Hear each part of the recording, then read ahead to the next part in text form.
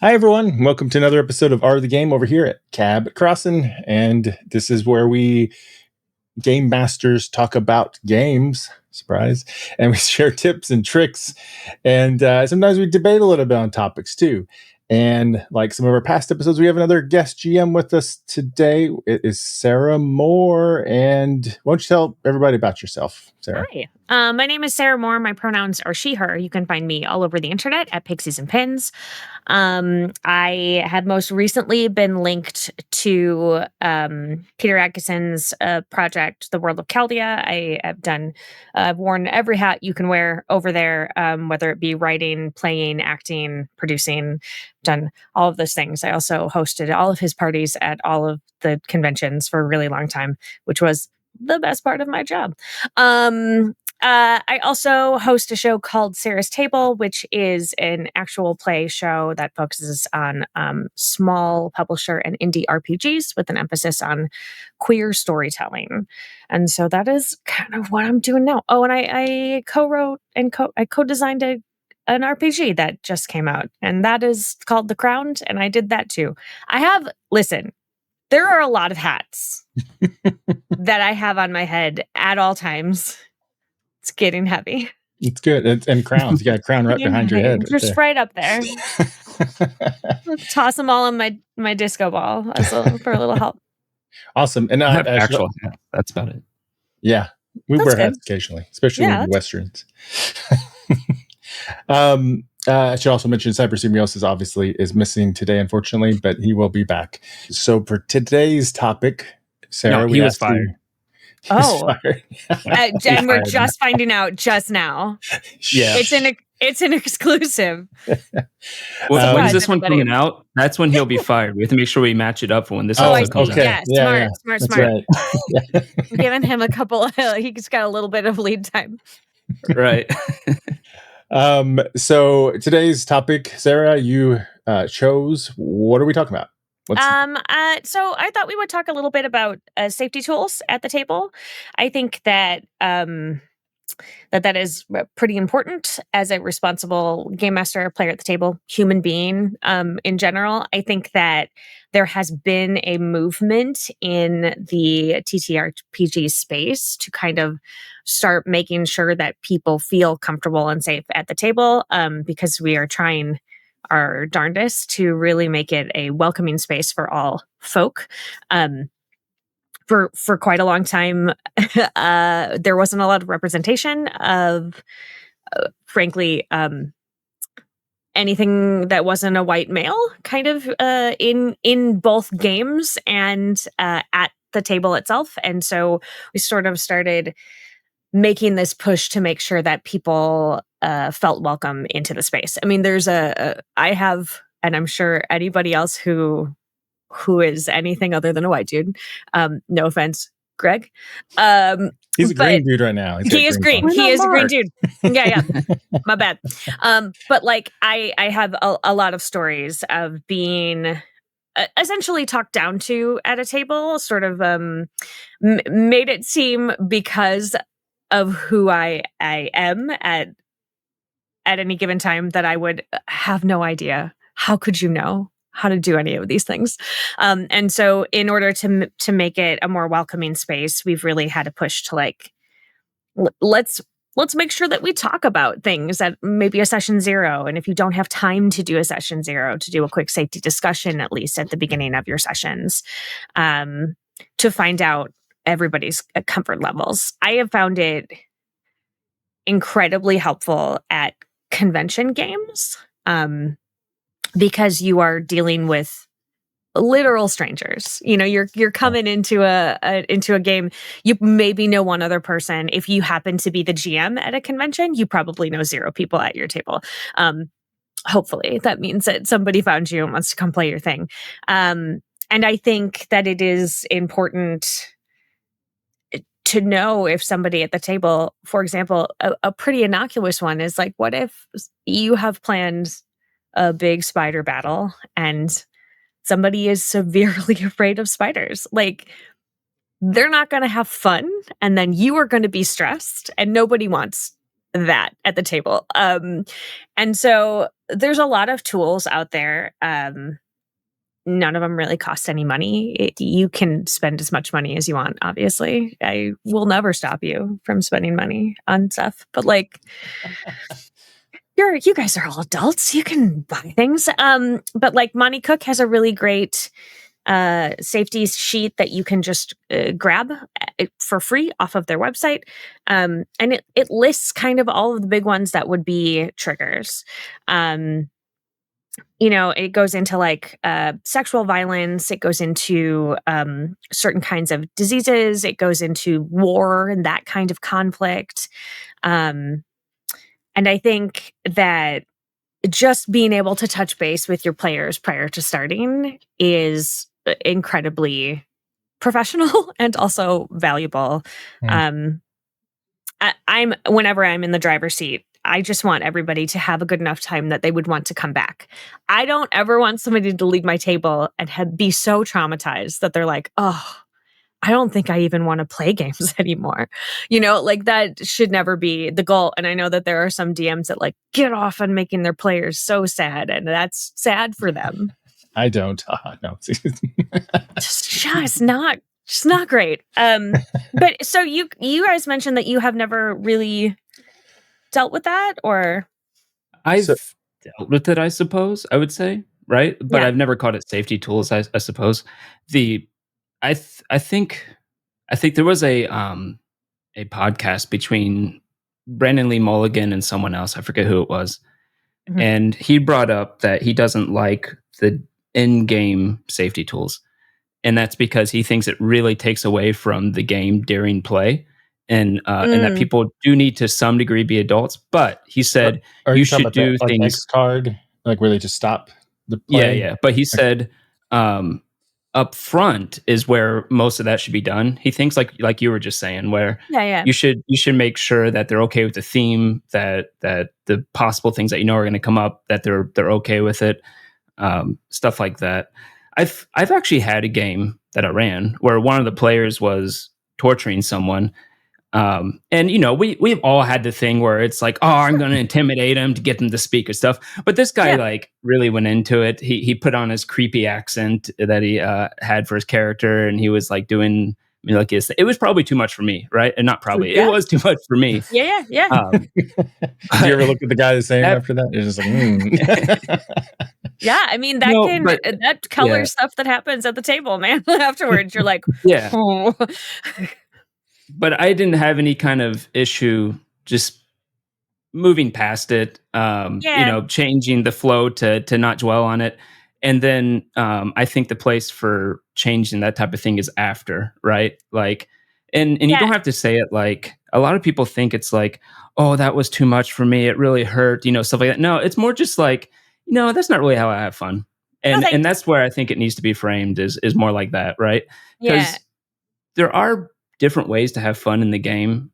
Sure. I do kind of agree with Brandon Lee Mulligan's point where if you bring it up during the game where it's just like a hard stop, completely jolting everyone out of the game, I don't think you should be able to hurt everyone else's fun at your own expense when it was clear up front what the game was going to be about, right? But I think it is very important. I've done it with people. Hang on now. Say like, but if you had made it clear up front that was a line for you, and then somebody crossed it in the game, I think you are within your right. In that case, I didn't make it clear up front. Gotcha. And I don't know if I would have, because I wouldn't have thought of it, right? Wouldn't have thought of it, sure. And that's right.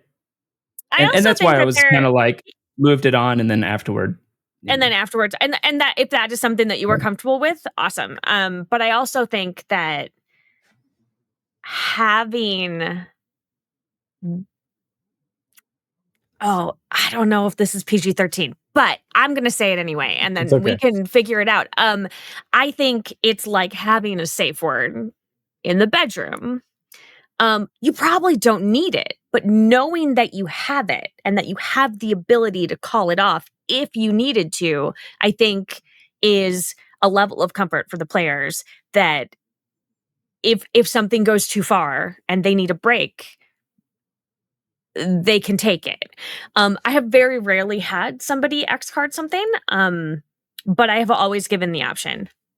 I also think that it is different a game at a convention or at home versus a game that you are streaming on an actual play for entertainment purposes.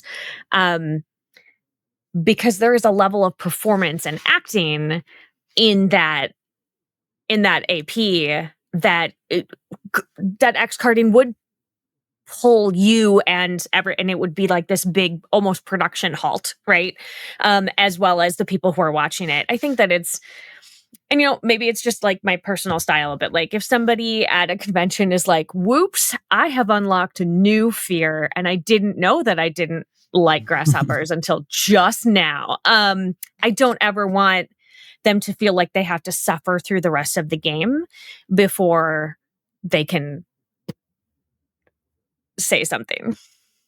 Yeah. That's my thing. I think that there's a different level of it when you are talking to like actual play performers, because it's to some degree like a professional environment, as opposed to just like we're just hanging out with our friends and like, oops, I forgot that maybe your mom just went through chemotherapy and like I introduced a wasting disease. Oops, my bad. I'm sorry. And I think that there's having that ability to pivot, I think is important. Even then, I think I would rather that person just kind of get up and leave. But like, you just think don't that's less partake. disruptive in the game? Yeah, actually, I do, just like leave the room.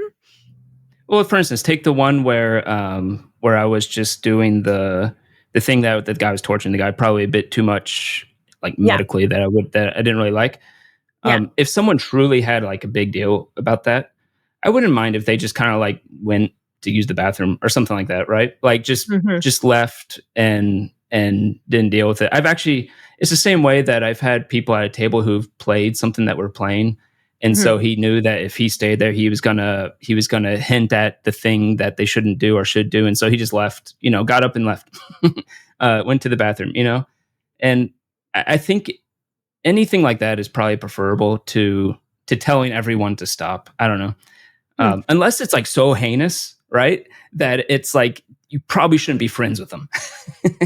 Which is perfectly valid in some cases. Yeah, but I mean, I just think it's like, whoa, let's talk about this right now, not just because there's innocent things like spiders, and there's other things where it's like, I mean, but really like, I think dark. I sort of liken it to like, because if it is a legitimate phobia, that is like a medical condition. That's like an allergy, right? Like, and you would want somebody, if they were allergic to something and their throat was swelling, you would want them to interrupt what's going on, So if they're having like a legitimate reaction that is causing some kind of panic or a shutdown, like I would feel bad about continuing on if they were truly having that sort of emotional reaction.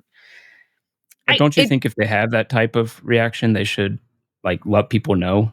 Like that would be kind of on them. That's not normal. But okay. So statistically normal. So maybe because I think also Greg is probably more playing with people that he's friends with and already kind of knows well. I mostly only play with friends. Sure. And if you already know all their lines, that's great. But like I have a rotating cast. It's different basically every time I sit at the table.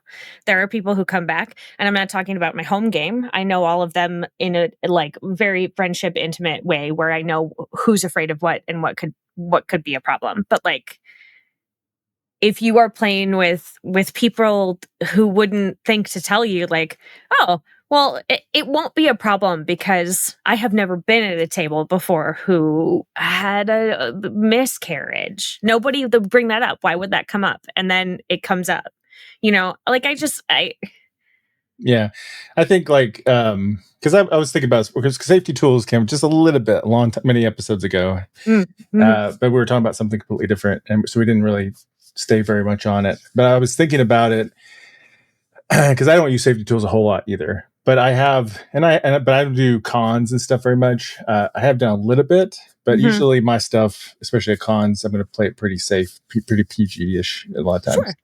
Sure. But I was thinking like past experiences and stuff. Like I know, like kind of echoing what you said, Sarah. Like I remember we used to. I'm trying not to name anything that anybody would call anybody out, but like we went to a club thing for gaming one time in the community, and my wife Julie did not have a very good time that one, at least on one occasion, because this one guy was there and he just kept staring at her and kept like shooting her down, like her ideas were stupid and and everything. And she's just like, what the heck? This guy seems like he like hates me or something. What's going on? So he had some real issues with women players. And well, nerd shocker. I know. Yeah. Well, and it's not just necessarily about the game master. Like I think that I'm hearing you, Greg, coming at it from like, as a game master, it'll break flow and all of that stuff. But like, especially if you are at a table with people you don't know how they all role play. Like you don't know what they find acceptable. And so if you don't define those ahead of time and give other players a way out of being like a way to check other people, I think then that one person gets to have a great time and no one else does. Like, I think that you're like, I don't want them to take it out because I think that it'll ruin everyone else's fun. But like, I think letting them run through it when somebody at the table is like clearly uncomfortable, I think also ruins everybody's fun. Like you can pick up on that. I think reading people is important for sure. I could just be biased on this because I've never had it. Like I've played with many people and I've never, like, everyone I've played with has been mature enough to just like tell me if it, or subtly or go away for a second, or I mean, even honestly, I've never actually ever had a situation where something was so bad that someone felt like it needed to stop in any of my games that I've played. So maybe it's just I have ran into the type of person maybe very lucky that you haven't had to deal with something like that. Absolutely. Super lucky. But I also don't play at cons. I should say that. I tell you, I used to play at cons like 15 years ago, but that was probably the last time. Yeah. So I don't know. Because you have to imagine, like in a con experience, something like that comes up. They're not going to leave because they're going to feel trapped. They probably paid for that thing, or they're with a friend or something, and they're going to just bear through it. And then not only does it bother them maybe after it, but they probably are going to have a very negative experience about that game. Like if they're trying out the game, they're going to probably always associate that negative experience with that game. Yeah. So plus I think that it is really trying to give a safety to the vulnerable people at your table. Like maybe a trans person is sitting at your table that you don't realize is trans, and somebody else is being just the worst. And like, like you could let it slide and be like, hey man, don't, because we don't want to stop it. But then this other person is just going to keep shutting down and shutting down and shutting down. Yeah. And like, I think it is our job as a game master to like put out those guardrails around the sandbox that we're making, and just like make sure that everybody knows where the exits are if they need them. I think, my experience has been very different. I've had to X card people before, or whatever. I've had to be like, hey, too far, man, as both a game master and a player, because I think people have a level of familiarity that they assume everyone will be fine with. I had someone at a convention, a stranger, a man stranger. I was alone at the table. I had like sat in on something. So I didn't have a partner with me. I didn't have any friends with me. And he he reached over and moved my clothing. I think you like, get to a point where and at that time I was not comfortable saying anything, and I sat through the rest of it in silence, and I remember exactly who that game master was, and I remember what the game was, and I have never played it again, and it had nothing to do with the game. Like, I think you as a game master are creating an experience and a world that people want to live in, and I think it is very easy to bulldoze over and forget that people have different lived experiences. And I think that's the main thing about the safety tools. Yeah, I'll just add, I mean, I'm like, in between on different things, but with safety tools. But just add another story is that, like, like I'm part Hispanic and stuff. So one time I had a friend of mine who I've been friends with for a long time, and he was gaming with some people and invited me to go there, and I started to game with them. And, well, for one thing, this other player guy who was best friends with the GM was making a few sexist jokes, which is kind of okay, whatever. Mm-hmm. It kept doing it more, but then also started making Hispanic jokes. And at first I was just like, yeah, whatever. And then I would notice he was like saying it and then just laughing and looking at me, like he was looking to see what reaction was. And obviously very uncomfortable. I did not say anything to anybody. I don't think I even said anything to my friend until a year later or something. I never went again to that game. Right. And also, I'm not gaming with those guys. Sorry. that dude keeps doing it because nobody's checking him. Yeah. Because everybody's letting it slide. And then when you create that culture, then he thinks he can just do it. Like, I think that is the thing. So yeah, I agree those things are bad. I'm also married to an Asian woman who probably makes sex jokes and Asian jokes, but it's okay. If you're making fun of your own culture that is different than punching another culture. Believe me, she doesn't stick to her own culture. But anyway, but she's equal opportunity is my point. I'm not sure safety tools is the right thing there. Like, you're not going to solve cultural and societal problems with a safety tool, in my opinion. You're gonna solve it by calling people out, ending friendships, by having actual real talks with people. I think the moment you pull out a safety tool with that stuff like that, I think it actually does the opposite effect of what you want. Those are safety tools, though.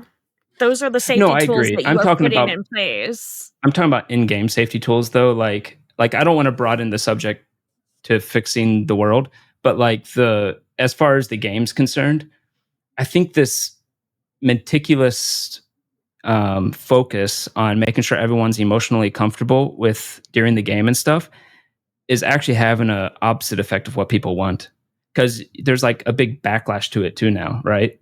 And I think it's just like, just be upfront with what you think the game's going to be about.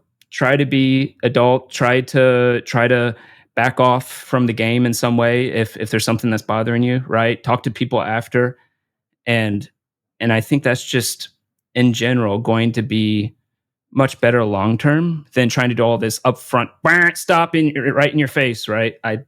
I don't know. I think it's going to have a lot of backlash to that. It's already 100% just describing safety tools and using different words. That's all you're saying. I think the way that you do safety tools is in an X card, and that's fine, the way you do it at your table. But you are describing safety tools, post discussions, upfront discussions. Those are all safety tools. They just aren't.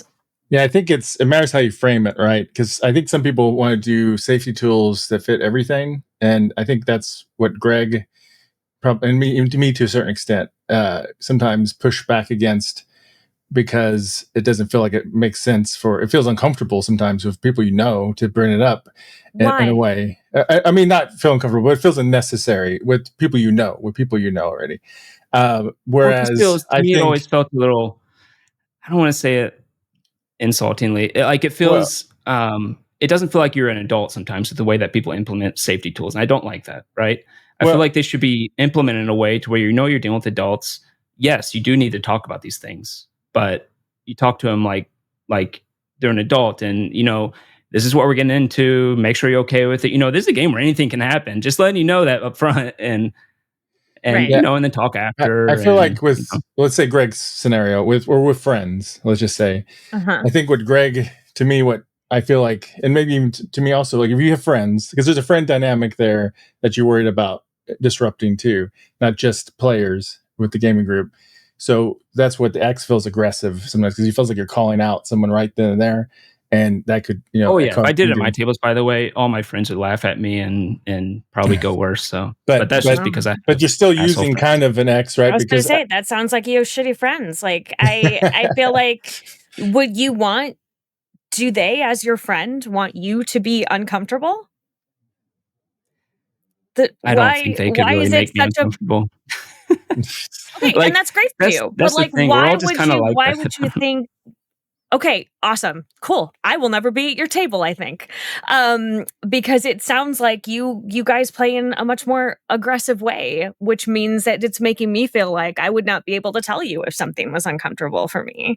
And I think that is a way of doing it, and that's fine. But I mean, everything that you have said over the course of this has been essentially in a more polite way, like, suck it up or leave until the end, and then you can tell me if there was a problem. And like, that is fine in your friend group if you have established the trust with them. But if you are at anything that has people who you are not on that level of emotional intimacy with, they are not going to feel like they can say something. Yeah, because you got to, like in cons, we've had luckily a great growth of minorities and also ethnic minorities and also LGBT. Huge growth LGBT. When I was a teenager, I mean, I'm sure there were LGBT people playing, but I didn't know them. So now they're everywhere. And designers, Kelsey is from Shadow Dark is a lesbian, is an LGBT. I think it's also 50-50 with women and men now too. Last time. That one now? Oh yes, way more women playing too. Yes, absolutely. So, but because of that, or what happens with that is then you have people clash with politics. Not that there's no politics in America. Sure. Everybody gets defensive and stuff. And I feel like that's where some of that comes from, right? It's a little bit of a political thing sometimes too, and friendship thing. Okay, we never bring politics. Yeah. And that's and I think that's why, you feel uncomfortable about mentioning it to them, because you're afraid of it will turn political and cause conflict from that. Sure. So I know it won't cause like people to be uncomfortable per se, but they'll probably roll their eyes and yell at me or something. Well, like, that makes it uncomfortable. It's a perfectly valid thing to do. Yeah. So, but at a con, as Sarah said, and I've experienced a little bit too. I probably was thinking about, like, I probably should do more of that at a con, because you just don't know sometimes. Like, I like lines and veils. Let's talk about real quick just actual tools and not just debate about it. But like lines and veils is one that I like because I think it's very simple. It also has lines and veils, and is it stars? What's the other? Yeah, stars and wishes, I think, is stuff that you do afterwards. But if people don't know what that is, lines are a hard line. I will not have this at my table. Kind of a hard line. And a veil is yes, but proceed with caution, in more of a fade to black. Do not get graphic in a way, kind of thing. I think that those are all great things. I think also that there are some things that you should know where your lines are for, as a GM, just going like, I don't ever feel comfortable playing out this situation. So if you try to role play with an NPC that I am controlling, like, there's a couple of things that I'm just not going to do. Like, don't feel comfy there. But I also think that it is something that you should check in and, like, how are you comfortable with flirting with NPCs? Because you're essentially then flirting with the GM, and the GM is flirting with you. Are we looking at relationships, flirting between PCs? Is that something that you are comfortable with? Kind of like bringing that out, and like knowing that stuff up front is good, so that you don't have a moment where like you make an inappropriate joke about another PC and they're like, oh, like that, and then suddenly the vibe is off. Like, that's if the thing that you are worried about is disrupting the game and disrupting the vibe, like, having somebody's line crossed is wildly disruptive. It definitely affects the table, the whole table. Like, it's just there, you can't avoid it. We could have an episode on that, maybe flirting with NPCs, i.e., flirting with the GM. That's a good episode to have. Yeah, actually. that has popped up occasionally, and it makes me a little unclear what to do sometimes in situations because it is a little awkward sometimes. So, especially if it's like your kid doing it. Yeah, so I know you play that game with your kids. Yeah. Yes. They'll just say like how hot the character looks in the photo or something. Really? So teenager. Yeah. It's a very teenager thing to do. But it's also just like in general, a lot of people engage with the hobby just to be like, I want to sleep with all of the NPCs. I have encountered.